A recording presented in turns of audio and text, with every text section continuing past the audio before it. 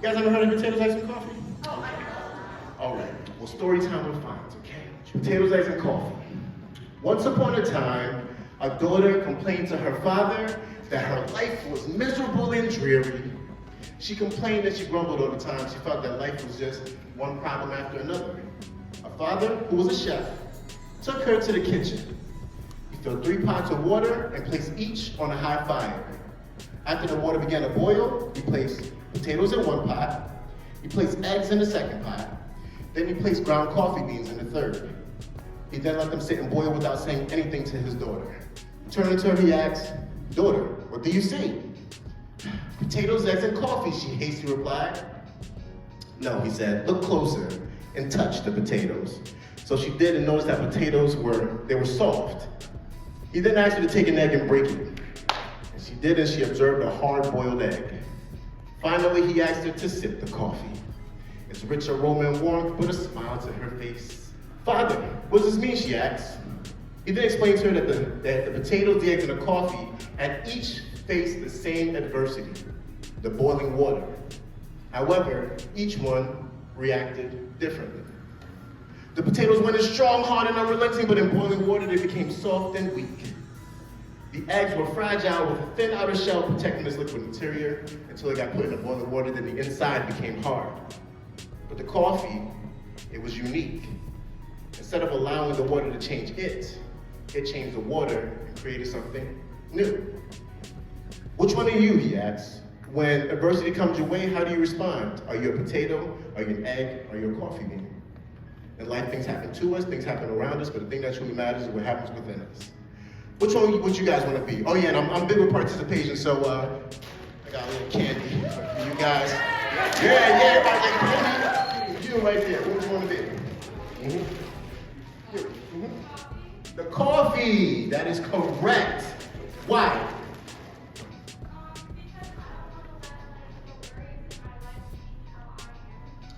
I know that's right. Very good. All right, so I picked the right one.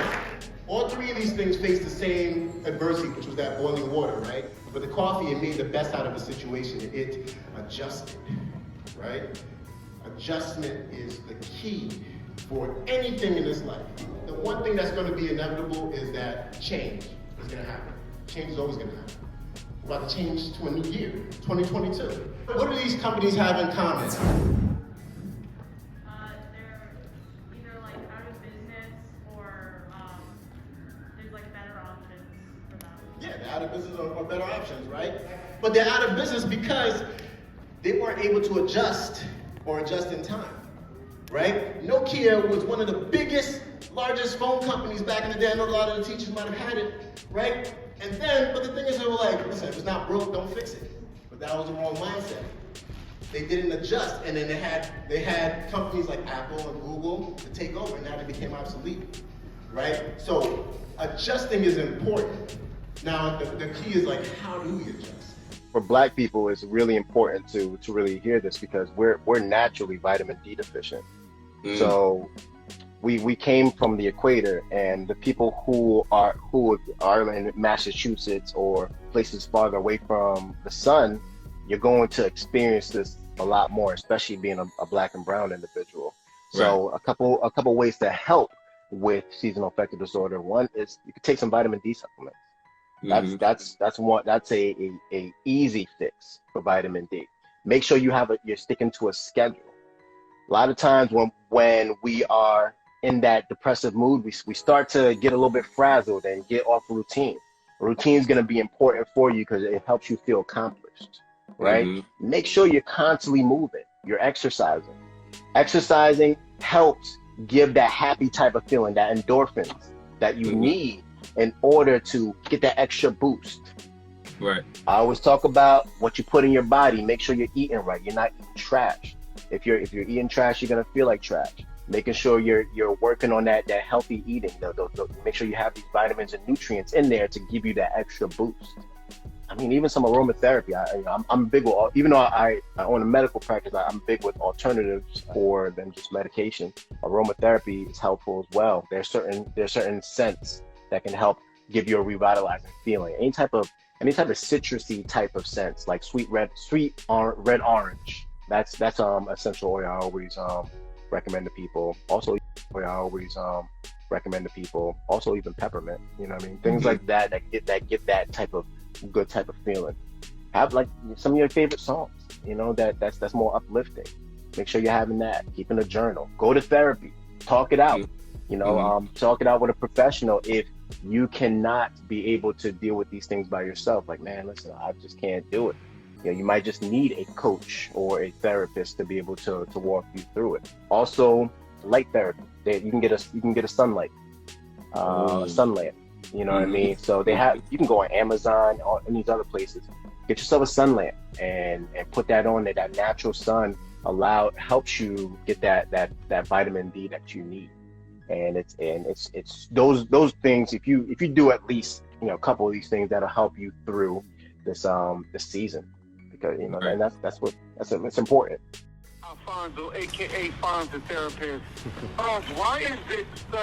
Why is there like such a negative connotation when it comes to urban communities, when it comes to seeking help or talking to a therapist or mental health?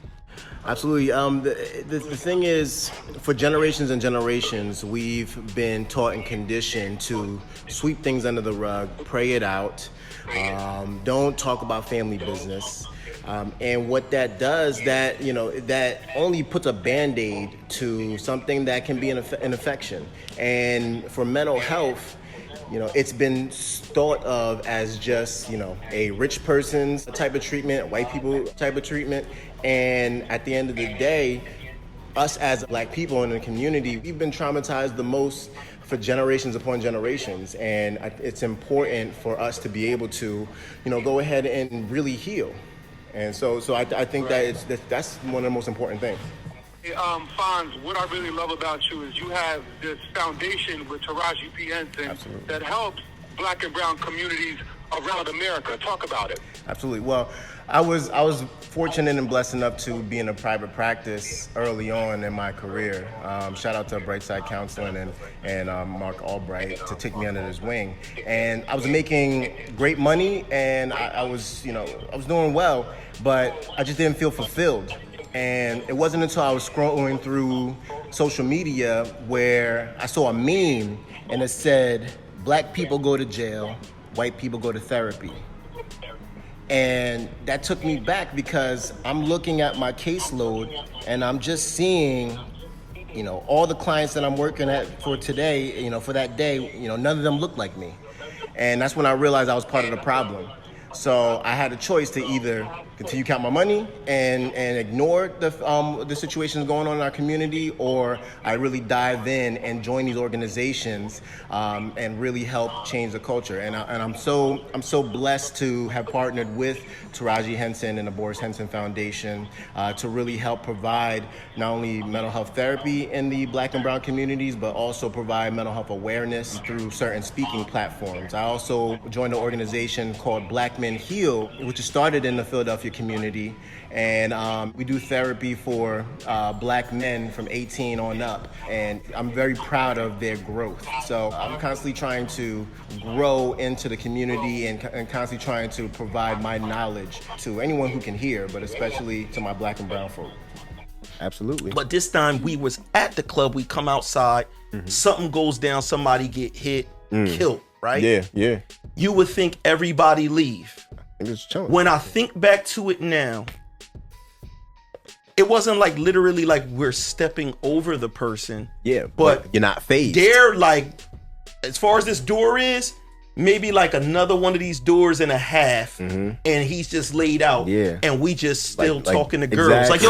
Like, yo, Ma, you trying to go to the Exactly. diner? They come there, they white sheeting them. Exactly. And, obviously, if somebody witnessed that wasn't from that community, then they're they gonna be like, oh man, these people are heartless animals and everything. But like what Wally said is, people survive. wilded out and screamed every time they saw that. We'll call chaos. Imagine, you couldn't survive. You wouldn't even be able to survive. You wouldn't be able to. So that all this is what a defense mechanism to get you to keep on going. Because if you're in that situation constantly, your body does what it needs to do for you to continue to move on. Now that we have you here and we're talking about these things, what's the solution? What can we do? What are tools? Yeah, what yeah. are outlets that you can give to our audience, to our young people out there that's just going through things and seeing these things? Yeah. Because, right now, like, the death rate right now in Philadelphia is crazy. ridiculous. They're It's like almost crazy. on like a, what would we say, like a state of emergency. Yeah, Like, and cope. No, I agree. And what's happening now, a lot of organizations are starting to be formed more. So like I said, with Black Men Heal, the Boris Henson Foundation,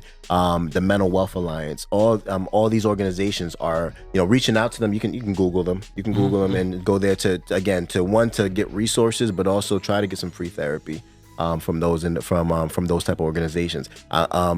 Right now, because a lot of these things are new, the amount of outpour and It's a lot. it's so much. Like, people hit me up in my DMs every other day to get therapy from me. I'm one of the most sought after therapists in this area, just because it's a blessing, but I can't see everybody, which is tough. unfortunate, yeah. Yeah, which is unfortunate. So what I'm trying to do is I'm trying to go into the universities and the schools to get more representation to have Black men, and especially to get into these fields so they can be able to seek therapy to be able to help out our people, because that's the only way we can be able to really rise up from this from time to time, is to get more representation, get more help. Go around the block like 3 times.